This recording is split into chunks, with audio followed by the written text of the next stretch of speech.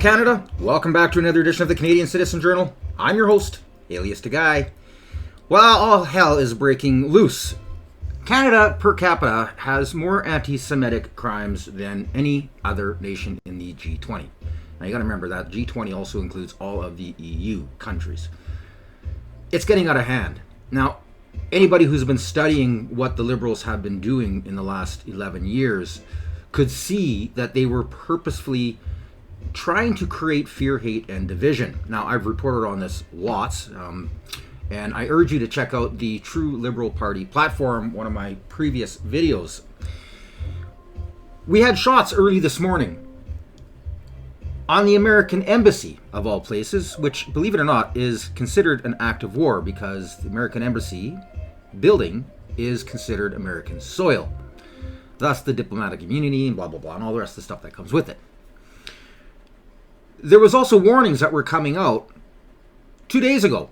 Countries were notified that there was information that was received, intercepted by the American government, the Israeli government, and a few other governments on how they were starting to get their sleeper cells ready for attacks. And then you have Canada. We begin with breaking news. The search is now on for two male suspects after multiple gunshots were fired at the U.S. consulate downtown early this morning.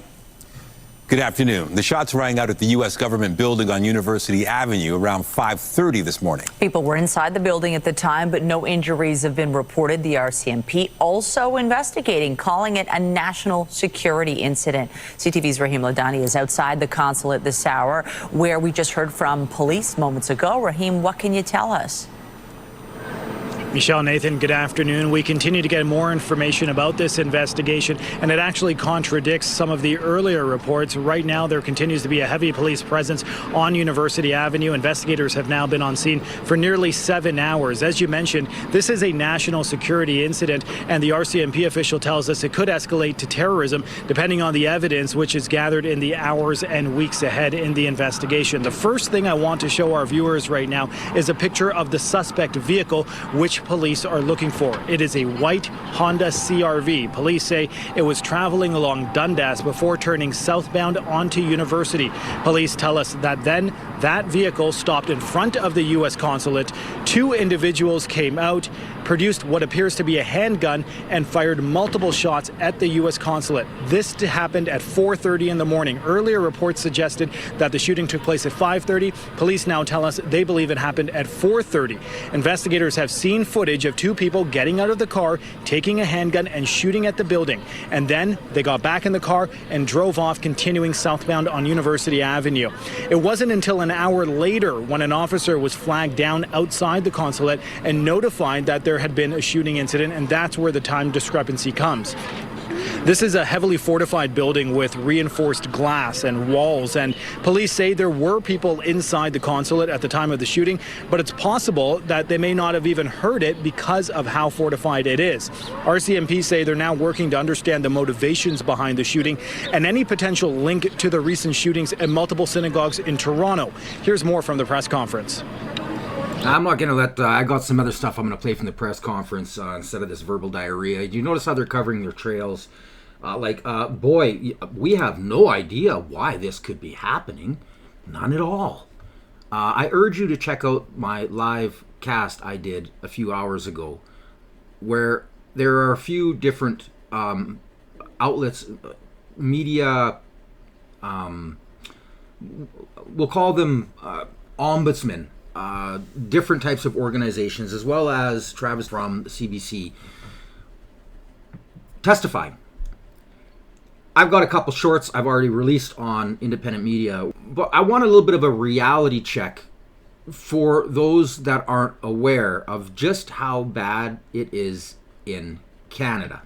In front of the school behind us. Parents are very anxious and afraid, and every time this happens, it's like a repeated trauma. Why have you been AWOL on so many acts of anti-Semitism?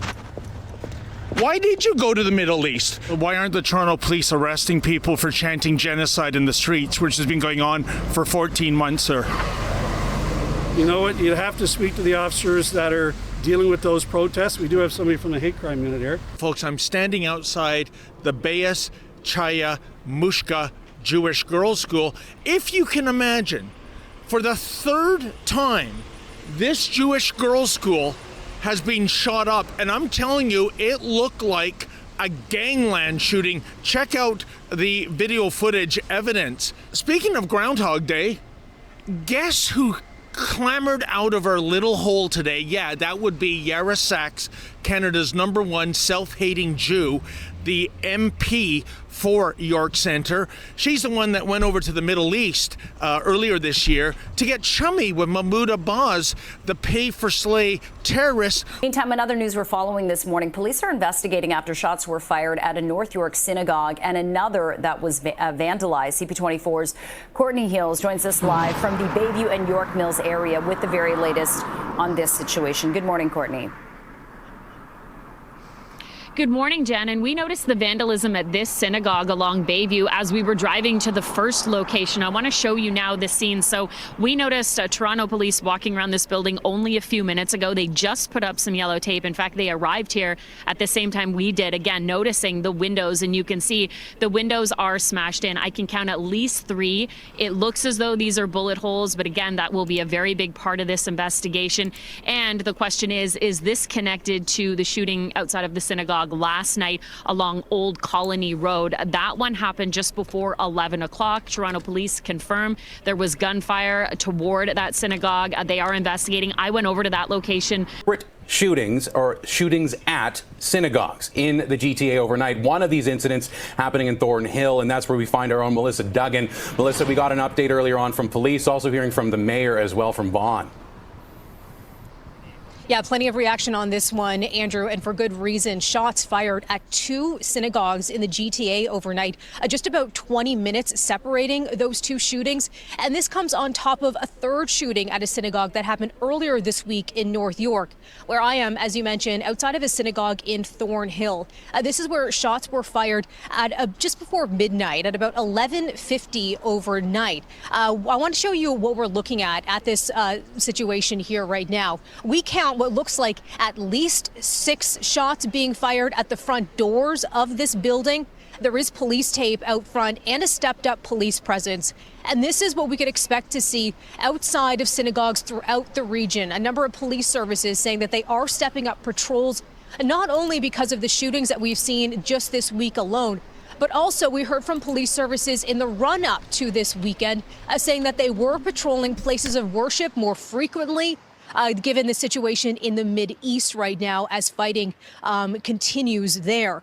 So while this shooting happened in Thornhill at about 11:50 last night, we're also looking at a situation in North York. That's where there was a synagogue at Bathurst and Glencairn where shots. And this just keeps going on and on. We begin tonight with the latest on the stabbing of a Jewish woman inside a West End grocery store. We now have the name of the suspect, and police say the attack was a hate-motivated crime, leaving Ottawa's Jewish community on edge. It happened Wednesday afternoon inside the Loblaws at College Square at Woodruff and Baseline. CTV's Josh Morano joins us live. Going on, but we don't have the motives of the suspect right now. A Jewish man was violently assaulted in front of children at a park in Montreal's Park Extension neighborhood on Friday afternoon, prompting a police investigation. The information we have right now is at around 2:45 p.m. we received a 911 call concerning a man and another man who was fighting together. So when the police officer arrived, they located the victim, a 32-year-old man who appears to have been beaten by another guy. The suspect then fled the scene before the arrival of the police officers, and for now there's no arrest. The incident occurred near the corner of L'Épée and Beaumont Avenues. Police say the victim was injured. He was injured, but none. Now, the graphic video I'm not going to bother showing you, but he was literally walking with his kids, and a guy came up right out of the blue and realized he had a Star of David and started beating the living daylights out of that guy. I mean, beat him severely beat him. Now, the kicker to all of this is it's not just the Jews that are being targeted. Canadians are facing a battle. It's a battle of good versus evil. It's a battle for not just our freedoms and democracy, but it's a battle against the propaganda and the new Liberal Party of the last 11 years with its new dictator who's been appointed the leader in order to secure doing what they want to do, which is, and I urge you if you're new, go back 3 episodes and just catch up on those, and you'll see what's really going on. This is a global assault from the elites on Canada. They've done this to countries all around the world. It was first started off by none other than George Soros. And now we have all of these corporations that have joined up with different types of elitists. And those few are going to dictate what they take and what they give. And what they give is propaganda. And what they take is our rights and liberty. And it's a full circle. It starts off with opening borders, lessening laws, weakening them, favoring newcomers over the actual patriots of that country, then creating debt, buying votes as they slowly take over the propaganda outlets. The debt rises, our interest payments pay off the IMF, pay off the bankers, pay off the investors. The politicians then, now that they own the media, change legislation in order to favor their agenda, which this generation, what we're seeing, it's the green global cabal. It is the fake new religion of climate scare, which has all been debunked, but you'd never know it because they own the media. And because they've been doing this for such a long time, they've infiltrated every single aspect of our society. Teachers think they have the right to teach your kids sex education, to tell them what gender they are, or slowly push and hint them into one way or the other. They preach climate scare, this climate religion, which is all fake. I'm going to do an episode on it because there's so many scientists now that are coming out, speaking about it, and showing the true science of the scam. Now, they pass legislation. In that legislation, it sets this green agenda. Who owns the green companies? The global elites. Through Davos, Bilderberg, WEF, International Monetary Fund, the global banking institutions. This is all happening in real time, and nobody's really putting the pieces together. There's only very few of us out there. Some people are reporting on just the obvious, and they're missing the entire package. Others are reporting on the actual business structure, but again, missing the big picture. Brookfield is securing deals through our government, and Canadians don't even see it. We have amazing independents that have been blowing this wide open for over a year. I started doing this when I first started my channel because I saw what was going on. I saw where we were going. It's why I started the channel, to try and get the truth out. Sorry, so sorry, just the truth, just the facts. And that's why all of my links, all the information, everything you will find in the description below. Now, this anti-Semitism is kind of taking a little bit of the news cycle. They're not talking about it as much as they should because they're too busy still promoting Hamas and not saying the terrorist organization known as the IRGC, the terrorist organization known as Hamas, the terrorist organization known as the Houthis. Now you notice I cut some words, but for the most part I try to be wide open and frank. I know I'm going to get censored. That's why I'm having a hard time growing my channel. I've been in fights with YouTube. So many times I've lost count. I've won every single case, but they still censor me because they don't like it when I say certain words. But the bought and paid media can say whatever they want. This is the new Canada. This is the socialist regime of the Liberal Party and what they have done to our nation. Now, back to the fear, hate, and division part of it. Because of the open borders, they have brought in the best and the worst. Actually, shouldn't say the best because the best aren't coming. They don't want no part of Canada. And those that did come are fleeing. Again, previous episodes. They're fleeing. They're leaving. They're going to Canada or to the United States. They don't want to be here. So we have a lot of people, unvetted, who are coming in from the worst, most hateful countries on the planet. And we have this huge battle going on right now where our government's destroyed Canada, destroyed our military. The United States is trying to curtail the evil in the world before it has a stranglehold on us. Now, like him or not, I don't like everything Trump does. I like some of the things he does. He's on the right path. I've watched this my whole life. I have friends who fled Iran. The stories they told me, crazy. I had friends that fled Palestine. God rest their souls when they went back to save their families and were executed with their younger siblings and parents. The pro-Palestine movement is Hamas. Our media has been propagating it as, oh, it's a freedom fight. They don't show you the carnage, the hate, the burning the flags, the threatening to remove lives and unlife people on the streets every weekend since the 7th of October, a few years ago. This is Canada. But they've also done it with the Iranian regime. And now there are Iranians, hundreds upon hundreds of thousands of them, marching on the streets. First, begging Trump to save the protesters.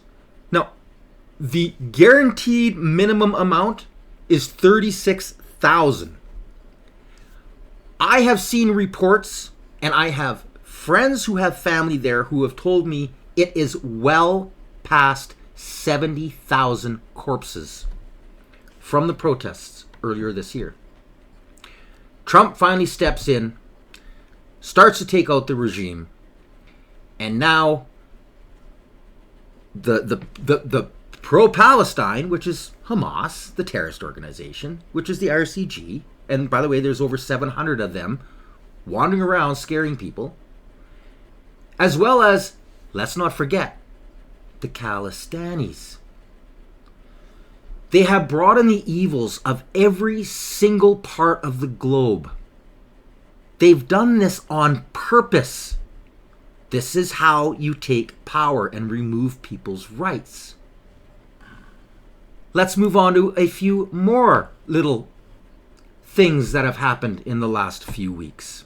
York Regional Police are investigating after an Iranian-owned gym in Thornhill was hit by gunfire early Sunday morning. This as thousands of Iranian Canadians here in Toronto celebrate the death of Iran's supreme leader. Nicole DiDonato joins us from outside the business. Nicole, what can you tell us? Well, Jaden, several bullet holes can be seen here in the front entrance to Saliwan Boxing, which is owned by a well-known Iranian-Canadian activist in the GTA. I'm going to, of course, attach this as well. This is posted on X. Of course, propaganda. They report it, but they don't report it truthfully.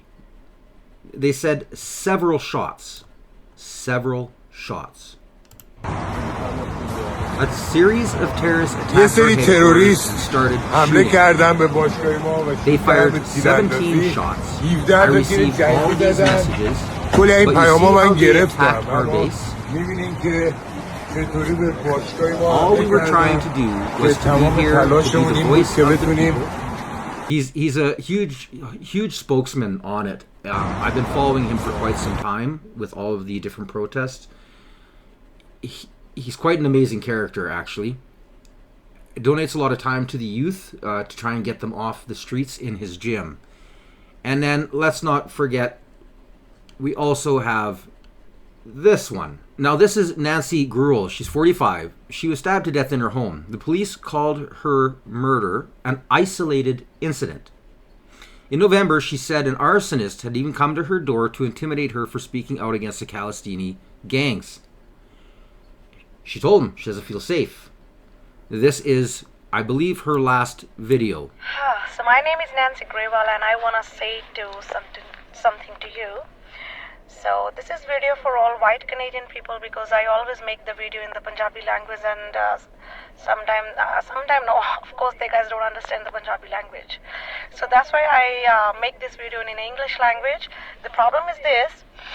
I know my English is not better than you white Canadians, but it's okay. I hope you understand my English. So first of all, the Khalistani people, they always break the Indian rules. They never follow the Indian rules. They always keep the illegal weapons in the cars, in the house. They are always doing a drug business. So that's why the Indian government put the Khalistani people behind the bar. And now the Khalistani people come in the different countries. They come in Canada, America, UK, everywhere, all the world.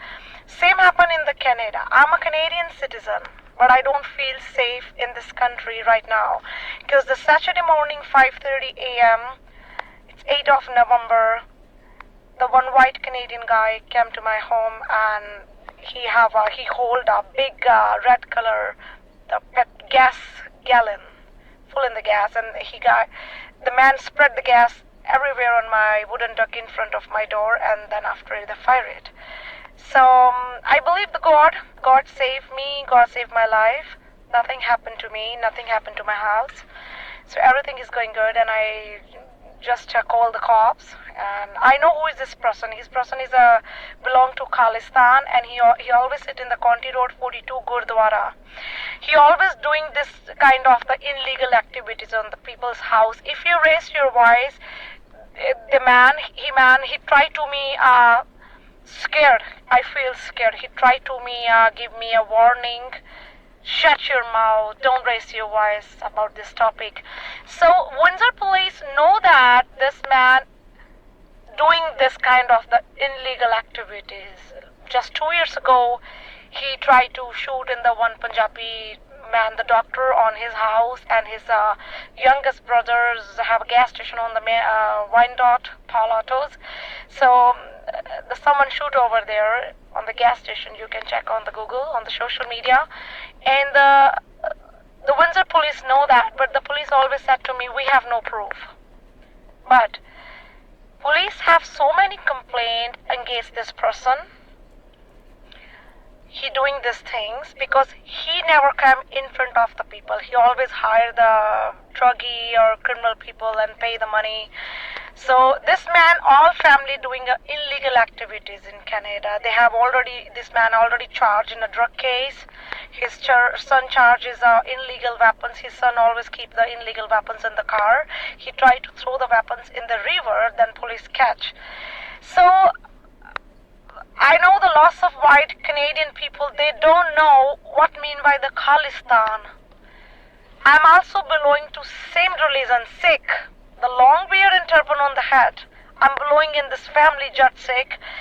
They guys same Sikh, but we don't want a Khalistan. They guys want to divide the India, make a different country. That's why the country name called Khalistan. So they're all Khalistani people. I'm not saying all, like 65% Khalistani doing a drug business, and they always kept illegal weapons in the home, in the cars. They always threat to women, they threat to kids, they threat to elder peoples. So I feel very, very shame on myself. I am born and brought up in a Sikh family. So they guys spoil in Canada. They spoil to everywhere. The guys control our all gurdwaras, all temples. They always give a hate speech in the temples. So I give a big shit to Canadian government. I give you a big shit because the all political leaders they need only votes. They want votes.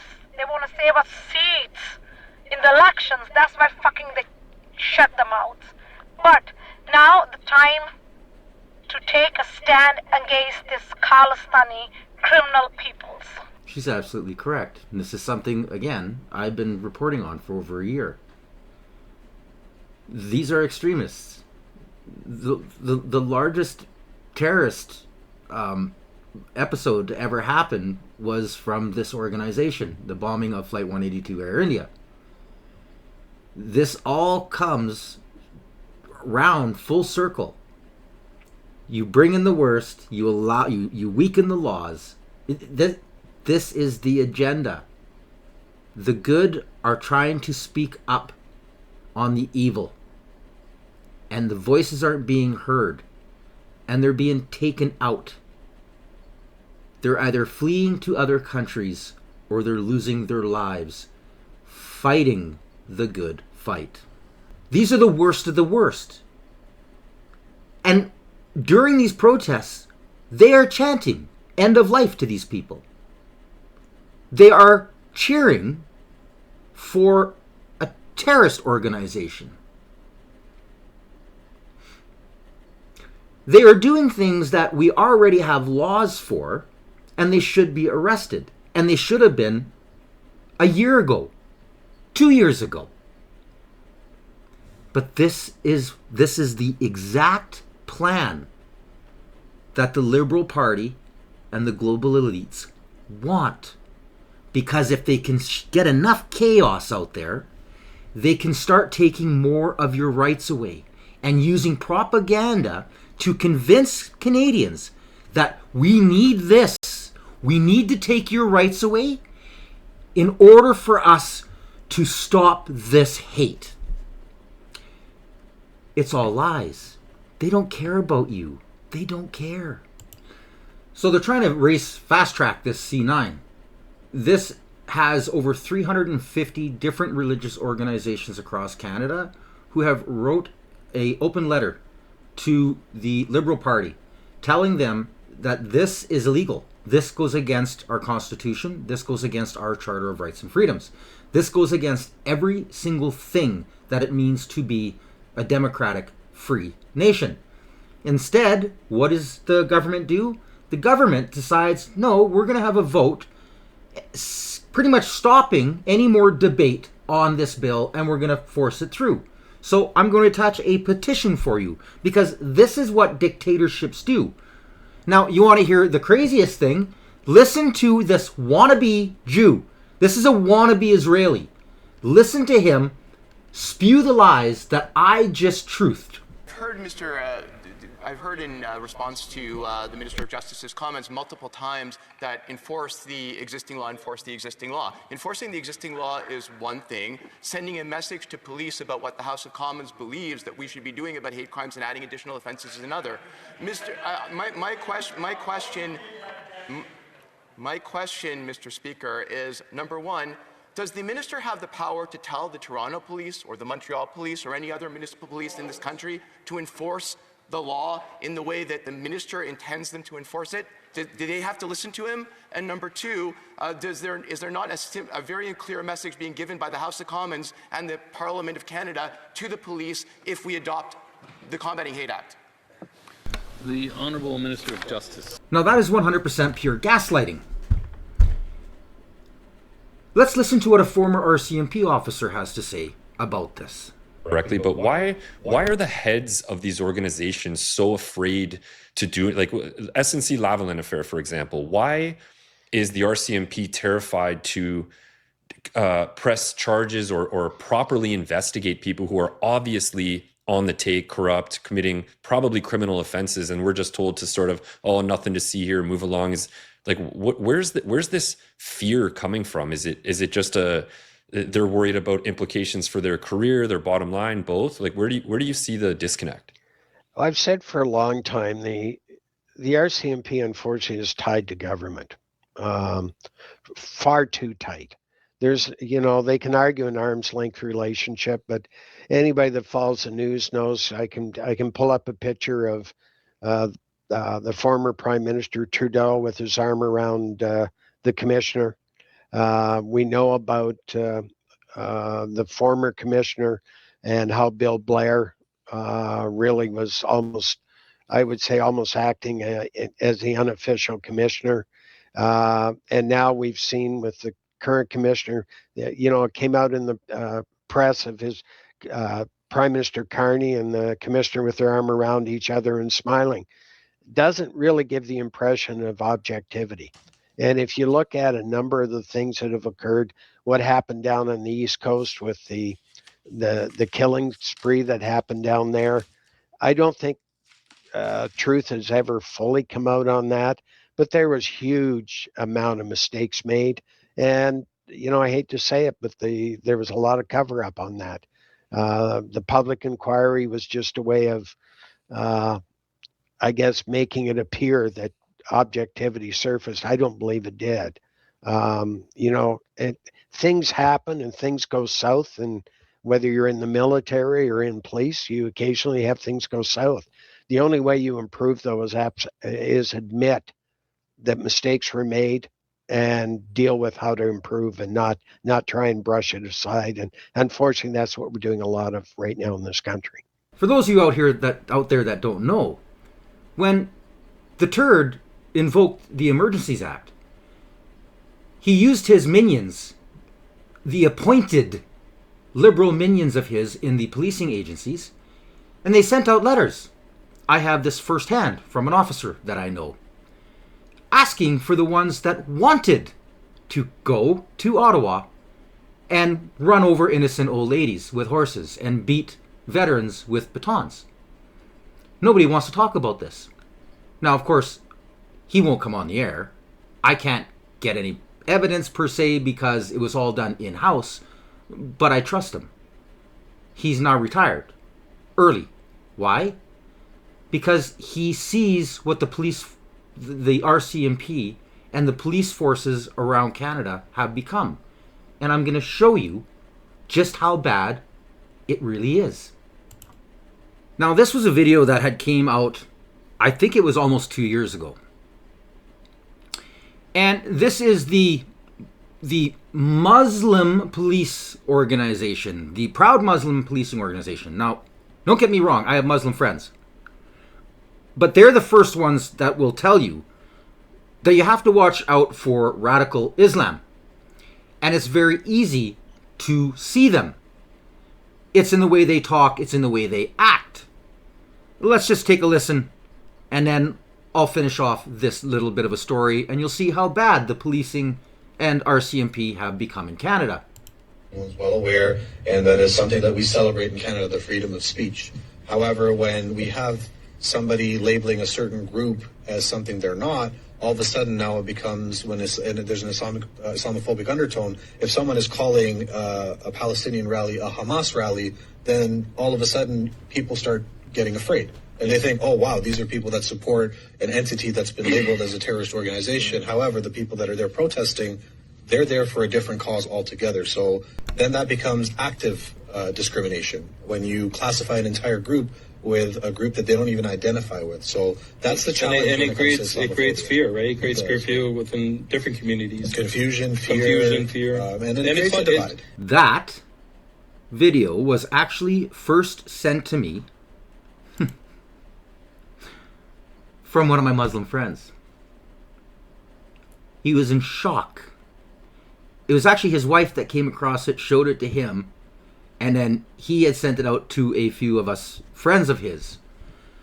He wanted us to see this, and him and his brother and a few of the others that I have met. Well, pretty much all the Muslims that I know. I've met a couple that were sorry, so sorry, don't need you in my life.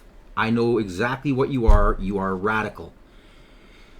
But for the most part, most of them are great. And they send me stuff like this all the time to try and showcase, you need to spot this. You need to see this. This should be vetted and kicked out of our country. Instead, they are bringing it into the policing organizations. Now, what's so important about this one video and this person? Well, Farhan Ali is the officer on the left of the video. I will show it to you one more time here. He has just been arrested and charged with 3 counts of sexual assault, 3 counts of assault, and 4 counts of mischief.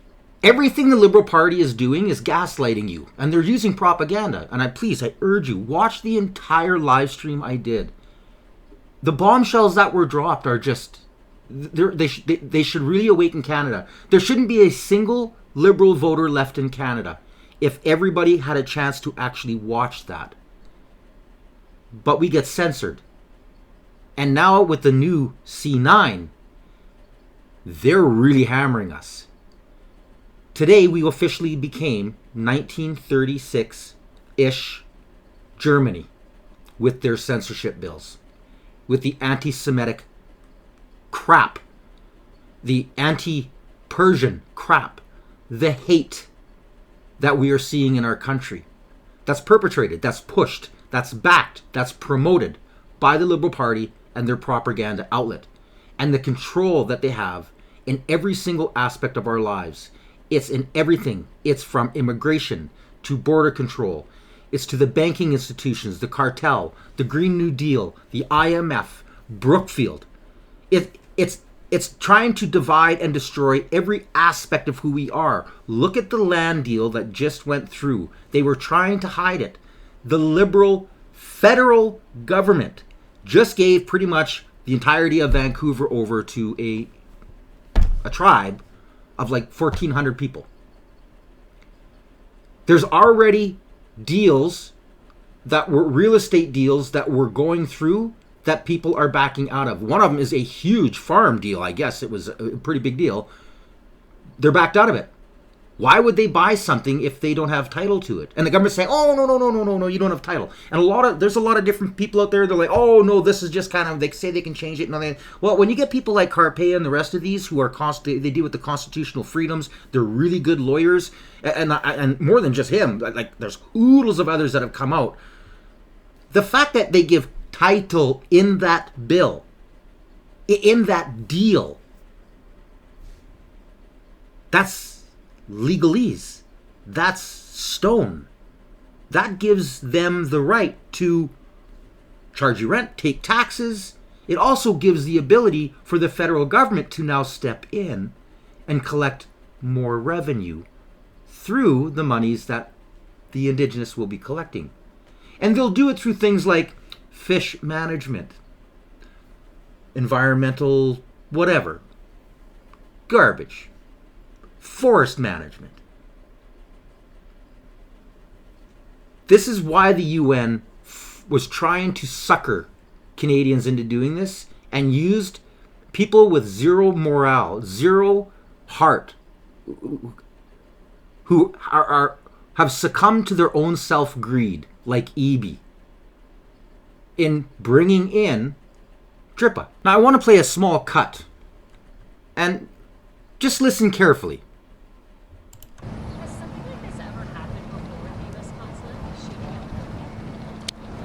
Not in my memory. I can't recall. So the question was, have you ever seen an attack on the American embassy in Canada before? Us either investigating or becoming aware of a shooting here, Deputy? I cannot recall a shooting. I do recall many, many years ago a firebomb incident. We're going back a ways. I mean, it won't be lost on anyone that the U.S. consulate is the site of many protests and demonstrations, as well as because of geopolitical events. The Israeli consulate has seen a lot of gatherings, people assembling, expressing themselves. So that this would be a scene where something like this would be where the manifestation of frustration with geopolitical events would happen is not lost on us, but that might in part explain why this building is as secure and as fortified as it is. Okay. That is a lie. There is no verified record of a firebombing ever occurring at a U.S. embassy or consulate in Canada. Historical incidents. While the United States has experienced attacks on diplomatic missions worldwide, Canada has largely not experienced such extreme violent attacks.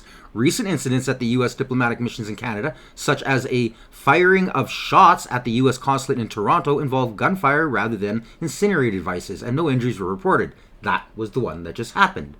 Security context. Canadian authorities maintain high security standards at diplomatic missions. Security reviews and protective measures are routinely implemented, especially after incidents occurring elsewhere or when local incidents such as shots fired are reported. Terrorism record of Canada. Canada has experienced terrorism-related events such as the Air India Flight 182 bombing in 1985. That would be the Khalistanis. But these did not involve U.S. embassies or consulates. Extensive historic reviews of attacks on U.S. diplomatic missions, including global lists maintained by official sources, do not list any fire bombings in Canada. To conclude, based on all available evidence, there has never been a firebombing at a U.S. embassy or consulate in Canada, and all reported incidents have involved other forms of threat or minor attacks, mostly contained without casualties. This indicates that while security threats exist, Canada has not experienced this particular type of violent attack against U.S. diplomatic missions. Do you see how they control the narrative? And not a single reporter corrected him. Not one.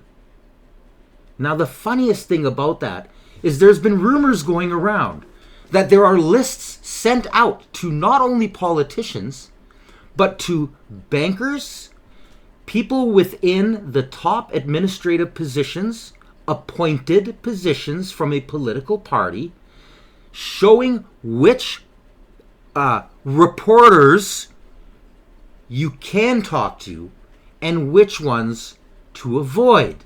Well, guess what? Bombshell drops. Thank you so much to Blacklock's Reporting, one of the best news agencies in Canada. From Holly Doan at Blacklocks. Does government have a blacklist of reporters who don't get questions? 2022 recordings of a Bank of Canada spokesperson, Paul Bhattacharya. I'll check the list to make sure he's not listening. Absolutely not keen to give questions to. I do not want to be in a situation where we are allowing Blacklocks to be asking us. It's the most untransparent government we've ever had in the history of Canada, people. This is astonishing. This is not surprising. Because rumors have been spreading, and we've already seen the way that they manipulate who can be part of the press corps. We've already seen how they bought and paid media, and how the media just blatantly lies. And again, just check out the live stream. Like it's all out there. People are asking for heads to roll. They want Rosie gone. They want Cucumber Head gone. They want all of them gone. They want the squad of three. You know, the ancient. They all say, "Oh, there one's a conservative, one's a liberal, one's a." Gone. Get rid of them all. Get rid of them all.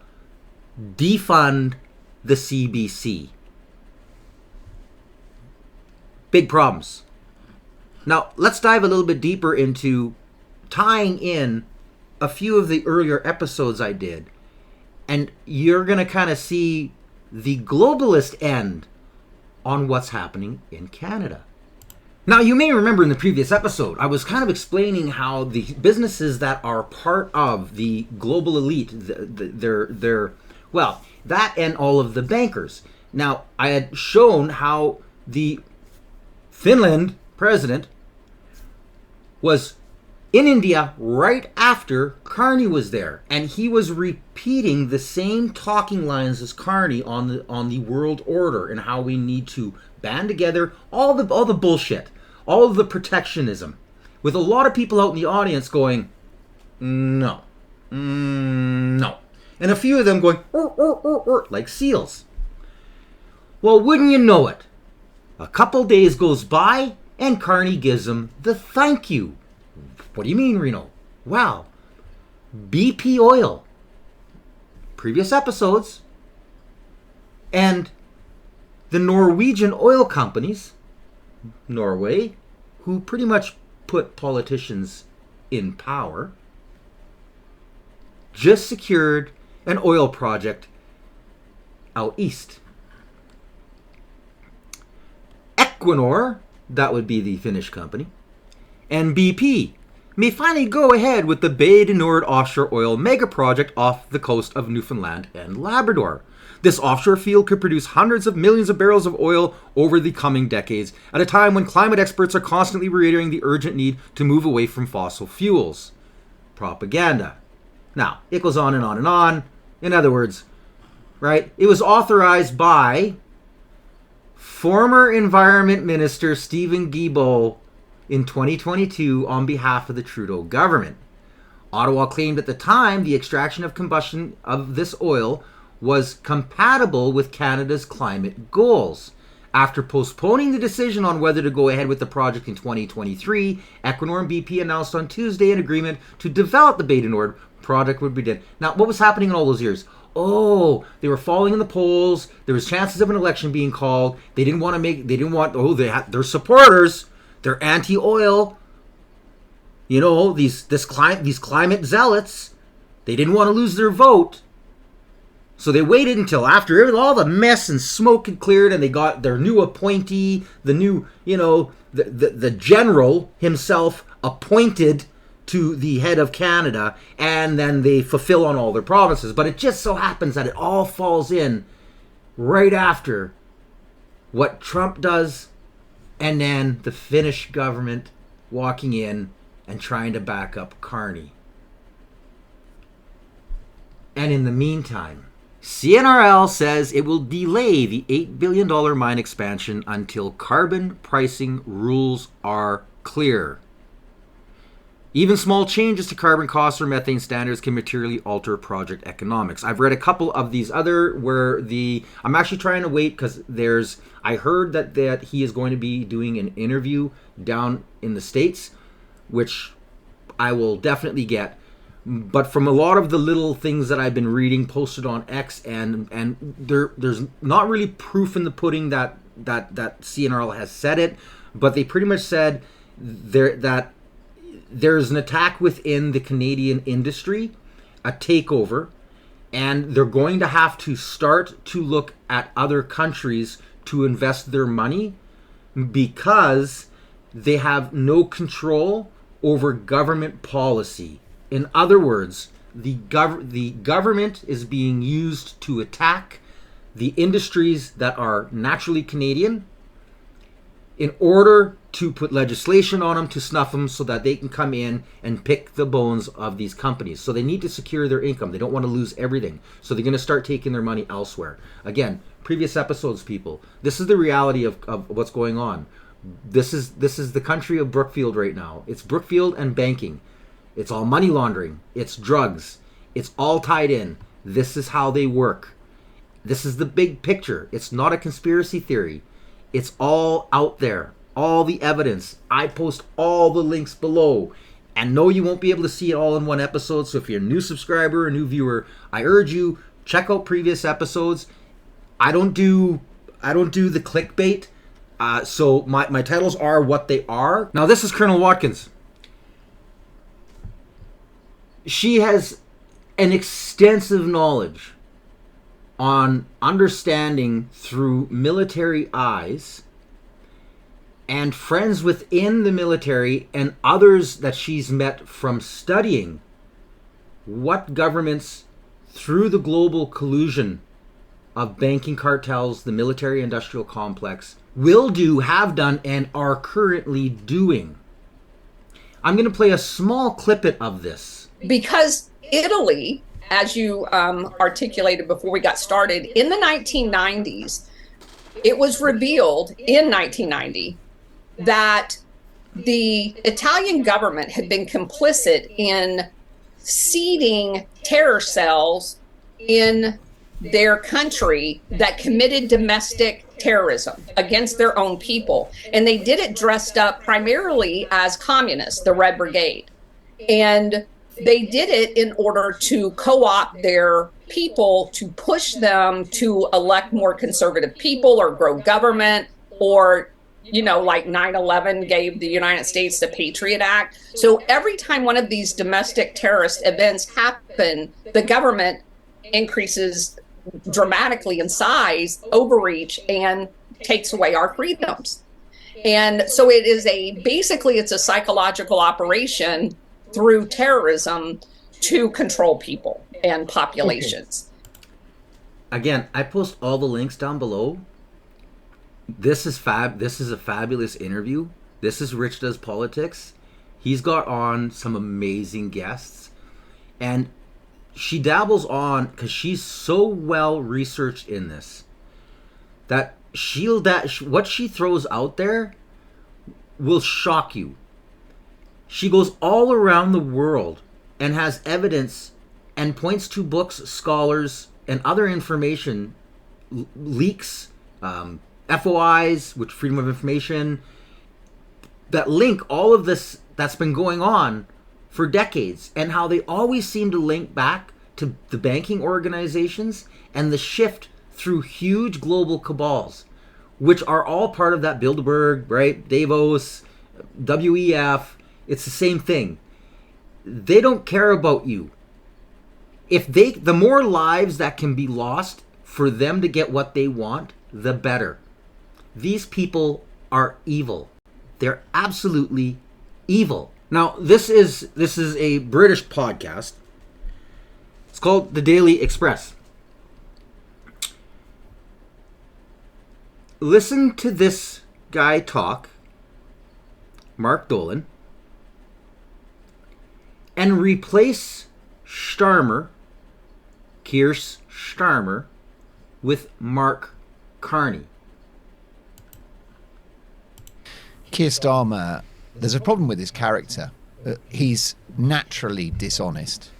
He's incompetent. I mean, we thought at least we were getting a dusty technocrat, but he can't run a bath. And he's incredibly indecisive, and his judgment on this one is so off.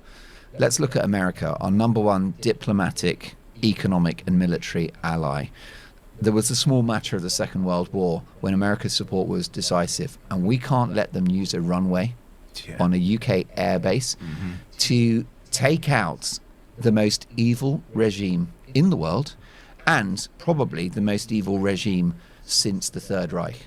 And I don't think that's an exaggeration. Iran is the world's biggest sponsor of terror. Yeah. It's an incredibly dangerous country, and yes, it's been neutered slightly with the taking down of the Ayatollah, but there's more work to be done, which I know we'll come to. But this move from Starmer to refuse access to the UK air bases, I couldn't believe the headline when I saw it, and I'm thinking, am I living in a parallel universe here? And the man is of consistently poor judgment. He's a traitor to this country, because actually it's in the British national interest to support America. And we are the junior partner. And I'm so sorry, but life is about hierarchies. America's the daddy. And unless what they are doing is completely abhorrent and unacceptable and against all of our values, then we support. I really do. I think that the umbilical cord between the two countries should never be broken. I think if America cut us adrift, we're done for.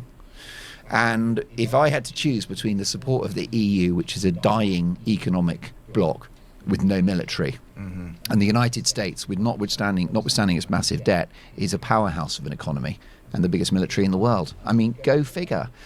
So I see Starmer as a traitor to this country, because what he's done with Trump and these air bases is against the British national interest. This is our own Prime Minister working against what we need and what is right for the people and for our future safety. It's quite extraordinary. The Americans owe us less now. Next time we're in trouble, why should they help? Yeah. And it's an almost cost-free thing to allow the US to use these air bases. And by the way, he's picked a fight with Trump, which then, of course, he's had to flip-flop, and now he's allowing use of air bases. So he can't even stay popular with the left of his own party, because he has, in the end, relented, and now he has participated in what woke nutters think is an illegal war. So this is a new low point for Starmer. He's a coward. He's got no backbone. He's a wet wipe. He is pathetic. Tell us how you feel. I'm so angry about it, because I mean, his misjudgment in the last 18, 20 months since he got into number 10 has affected the economy, right? This is a guy that was going to grow the economy. He's done that by shrinking it. Party of working people that's putting people out of work. Open borders, 70k people have entered the country illegally since he became prime minister. Smash the gangs, how's that going? All the U-turns, poor judgment. But what happens is when it's done at a domestic level, well, our viewers suffer, okay? And my listeners at Talk TV and viewers at Talk TV, we suffer in our pockets and our way of life. This, if anything, is more serious because it's about national security. It's about global security. And whose side are you on? And as always, Starmer picked the wrong side. What he did, he picked the woke bureaucratic elites. He picked the UN, who have been wringing their hands about this action against Iran. They're not happy. And the European leaders who are so powerless. It's a disaster. It's a huge, huge problem. Now, of course, Trump will crack on and he'll enjoy the political spoils from his courage in the Middle East, and Starmer will be left with nothing. Trump is not... Again, watch this entire podcast. They're really good. You could replace Canada and Mark Carney. They're going through the exact same thing because they're trying to hold on to their globalist agenda. This is what Trump is after. This is what he wants to stop. Carney was appointed, and with the use of propaganda, elbows up, just stuck their head in the sand, stuck their arses in the air, and just accepted it. Everything has gone downhill since Carney has been elected. Food prices up, interest rates up, housing shortages up, housing market down. We're looking at a total economic collapse. We are officially in a full-fledged recession, which I believe we are in a... Sorry, guys. We're in bad shape. It's a depression. When over half of the country is choosing between heat and eat, and just about half are now using their credit cards in order to pay the bills and keep themselves alive from starving to death, that is a depression. And now the biggest kicker, and I have to get a kick out of this, is Donald Trump just dropped another great Truth Social. And, well, guaranteed Carney's going to use it and his media to gain more votes. I'm working with Governor Gretchen Whitmer on trying to save the Great Lakes from the rather violent and destructive Asian carp, which is rapidly taking over Lake Michigan and all of the beautiful surrounds. I'll be asking other governors to join into this fight. Now, in case you don't know, the Asian carp, it's out of hand. They've built these like electronic, where the actual boats go through into the United States and into Canada. They've built these huge different they use electricity through the water. They have infrared. They got different scanning devices. They're trying to stop this invasion. These carp are the ones that jump out of the water and smack people in their boats. So I'll be asking other governors to join into this fight, including those of Illinois, Wisconsin, Minnesota, Pennsylvania, Ohio, Indiana, New York, and of course, the future governor of Canada, Mark Carney, who I know will be happy to contribute to this worthy cause. Guaranteed, propaganda and the liberals are going to jump on this and get the whole 51st state elbows up idiots. And I shouldn't say they're not all idiots. Most of them, they just don't know. This is why you need to like, share, and subscribe to not just me, but other really good independent media, because they don't know. You have to help spread the information. Sit down and take the time and sit down with your elders, especially if they're that hardcore left-leaning, the new, but Carney's not Trudeau. He's actually conservative. That's all lies. It's all lies. Nothing has changed. He hasn't removed a single thing that he told Trudeau to put in place. He is the first puppet master to the Liberal Party. But even Carney himself, is ruled, and he has to come through. This is why he's here. He's here to not just make himself money, but in order to keep the top tier elite rich and to reap everything he can from us. This is what he wants. How far are Canadians going to let this elbows up lunacy take Canada? We got to stand up. Like I said earlier, this is a battle of good and evil. And there's a lot out there that don't like Trump 100%. There's some that love him 100%, and there's some that are like me. I'm in the middle. There's a lot of things he says and does, and I shake my head at. But there's a lot of other things that he's done where it's shocking because I see the goodness in what he's doing. And the fact that what he's done for the impoverished and middle class is beyond belief. No tax on tips, no tax on overtime, no tax on pensions, stopping corporations from buying houses, allowing you to write off a larger percentage. Now in the States you can write off your house payments on your taxes. He's just introduced so many things. The $1,000 a child. If you have a baby, you can get $1,000. You just register it into this Trump account, and that $1,000 goes into an account, and it gets put into the stock market. And when that kid turns 18, boom, there's your college fund, there's your buy a house, there's your whatever.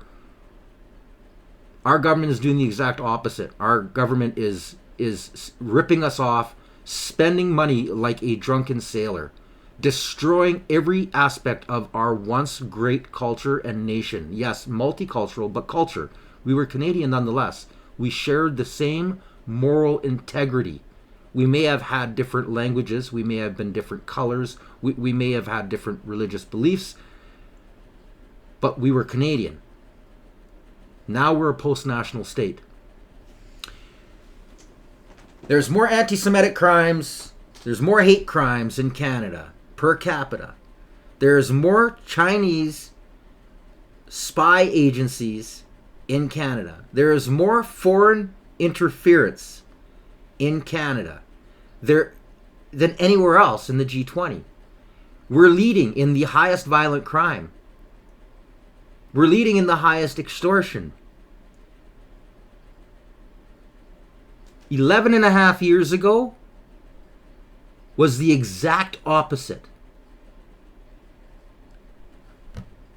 But again, propaganda. And those who forget the past are condemned to repeat it. And that's where we are today.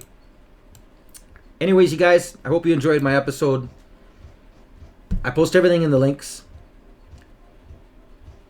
I'm Alias the Guy. You've been watching the Canadian Citizen Journal. Stay informed.